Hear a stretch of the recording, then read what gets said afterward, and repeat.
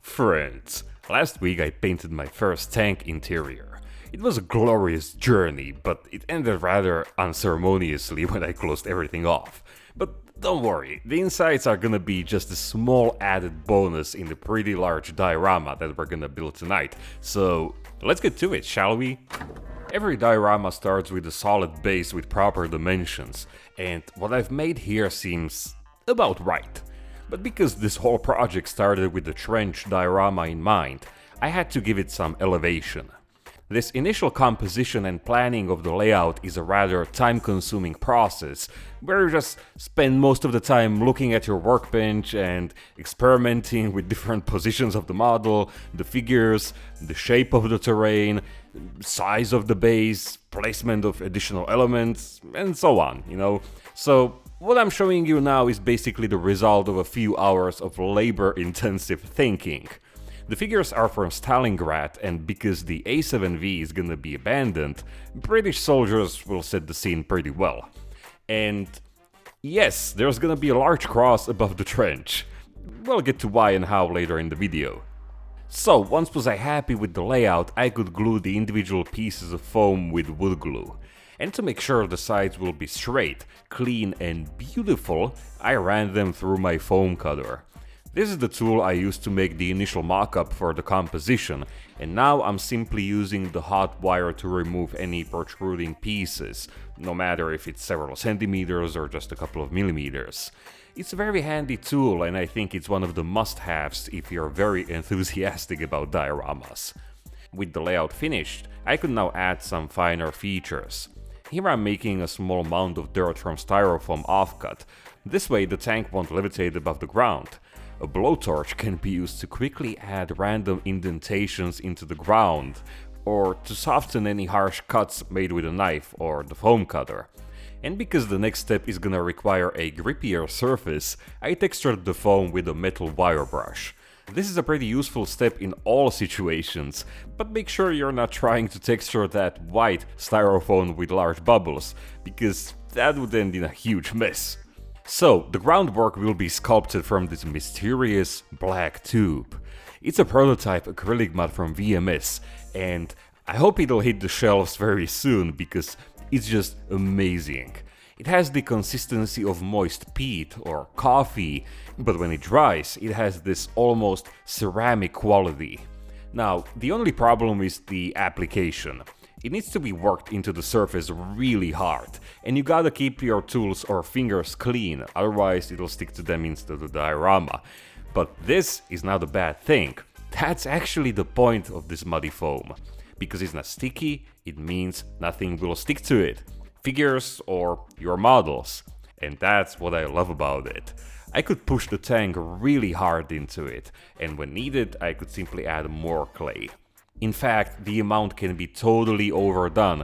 If you press the model with more force, it can sink right down to the styrofoam, just, pushing the clay out, which you can then spread across the base. Track marks are absolutely not a problem, just as expected. And this is a pretty huge deal for me, because if there's something I despise with passion in dioramas, it's when tanks are levitating above the ground. But making them fit perfectly is a rather boring and sometimes stressful task, but with this product, it's a total breeze. It's also great for sculpting various terrain features, because it essentially weighs nothing and doesn't crack when it dries, no matter how thick the layer is. I mean, sure, it leaves a bit of colored residue, but it's not a total slop fest like with acrylic mud paste or whatever. To me, personally, this is the ultimate terrain modeling medium, and I just can't wait to get more of it. Without too much exaggeration, this diorama wouldn't be possible without it, or at least not in the shape and form you'll see at the end of the video. Now that I mentioned acrylic paste, of course, I'm gonna use some of that as well. For example, the trench walls need to be pretty much straight, the same as the trench floor, so here I don't need to sculpt any intricate terrain features or anything.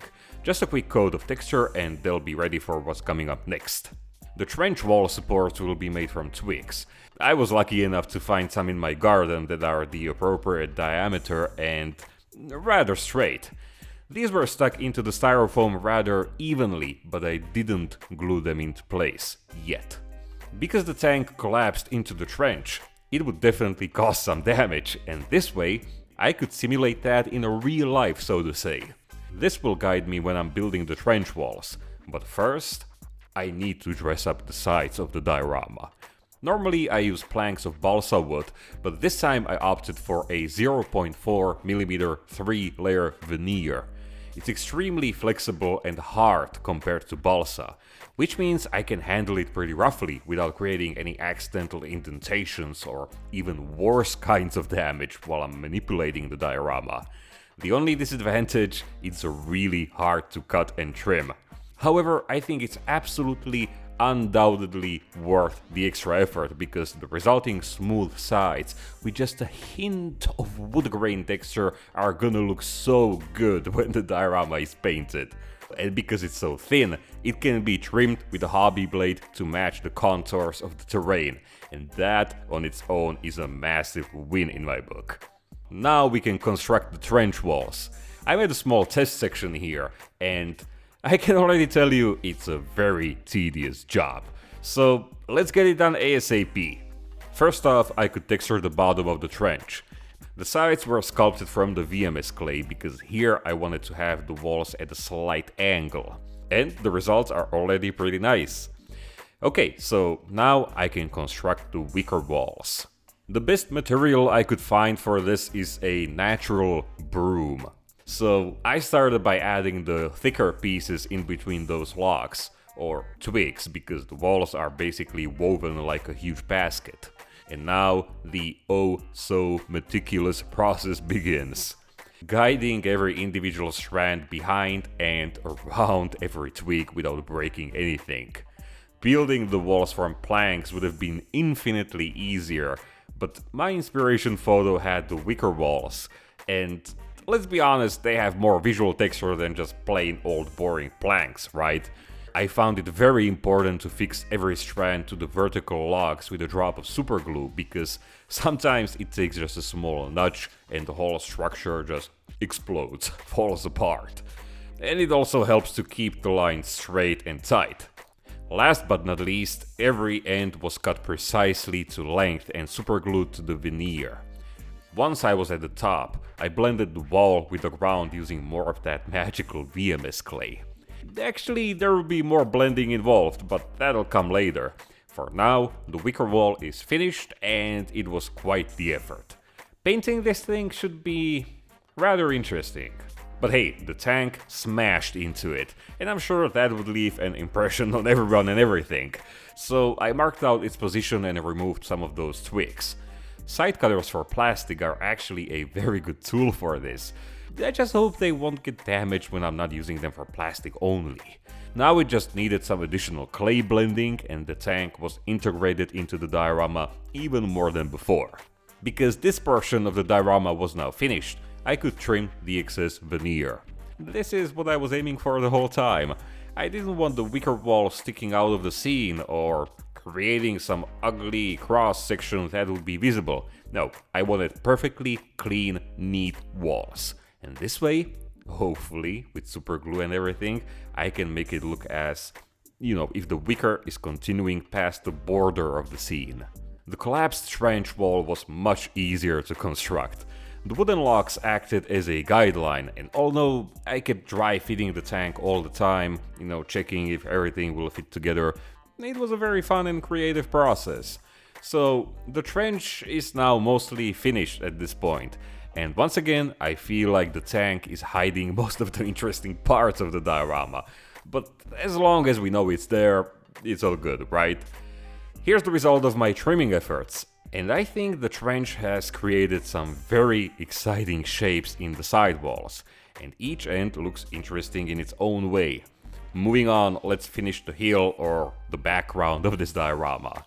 So the cross is gonna be a pretty significant vertical element that's gonna frame the entire scene. I knew the diorama needed some kind of tall element, but I didn't know what. A telegraph pole, a tree. Already did that in my previous World War 1 diorama. Destroyed building, not enough space. A cross, The tank is nicknamed Highland or a savior, and what's more fitting than a large wooden cross behind a savior that ultimately didn't do much saving. Luckily, there are several photos online showing that, yes, large wooden crosses were indeed nothing uncommon on the battlefield, and yeah, it's just, something different, isn't it? Once it was glued in place, I added a few stones, a very small portion of a wall, which in hindsight wasn't the best idea because it doesn't add anything to the scene, and I finished the groundwork with VMS clay. The last important feature is these wooden boards at the bottom of the trench. They were made as individual pieces, like ladders of sorts, so it allowed me to add some additional variation to this part of the scene. With every important element in place, the basic shape of the diorama is now complete, and now I can focus on the more playful stuff, adding textures. First off, I filled the wicker walls with real earth from my garden. They were quite packed in real life and all I had was a void behind them, so applying dry earth and then fixing it was the best option here. I used alcohol to soak the earth, breaking its surface tension, and then I applied a generous amount of diluted wood glue. The same thing was done at the bottom. The VMS clay has a beautiful texture on its own, but it will never capture that gritty appearance of earth, random mounds of dirt, large clumps of soil everywhere, loose stones, that kind of stuff. The foreground of this diorama needed more layers. A lot more. A churned up battlefield has a lot of texture, and the best way to achieve this was by covering the ground with multiple levels of fine dust, larger clumps, and huge rocks, constantly soaking it with alcohol or lacquer thinner, and flooding everything with diluted glue. Since I have a small shell crater in the corner, the area around it would be pretty torn up, I think. That photo I'm using as inspiration shows the battlefield pretty well, and I especially like all those blown pieces of wood laying everywhere. This needed a more careful approach though. I made lots of broken pieces from the trench wall material, a few planks made from balsa wood, and tons of small natural scatter from dried up roots. I had to keep in mind the figure that's gonna be standing there, also the tank, all the while keeping the layout random.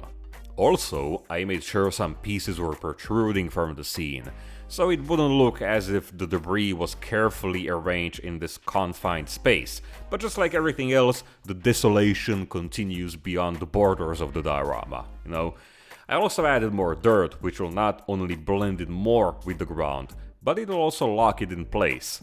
So the point is, when the glue evaporates, it'll be all rock hard, like a single homogeneous mass of destruction. Once that happened, I trimmed the protruding parts. They're still gonna look as if they're continuing outside of the diorama, but at the same time, the sides will be nice, clean and tidy. Finally, I could make the trench more lived in. I found lots of images showing all kinds of stuff that was common in the trenches. Ammo, supplies, tools, blankets, stowage, water canisters, firewood, spare planks for quick repairs, ropes, stoves, you name it. It was a place where soldiers lived, after all. Ultimately, I think the trench is gonna become a small diorama on its own, confined into a larger diorama with a tank. And it's gonna be interesting to paint. That part is actually making me a little worried, if I'm being honest. Lastly, the figures from Stalingrad are pretty nice. Nothing extra to say here, they're just resin figures and they're great. So yeah, that's the construction part of this diorama, my friends. It might not look like it, but it's probably the most involved diorama I've made so far.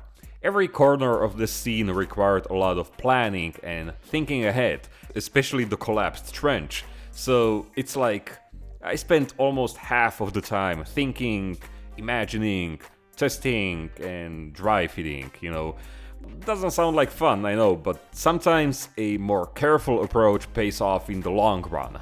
Even though nothing in this scene is painted yet, well, except the tank's interior of course, I'm already very happy with it. It has a lot of mass, which gives it a pretty strong appearance, so to say.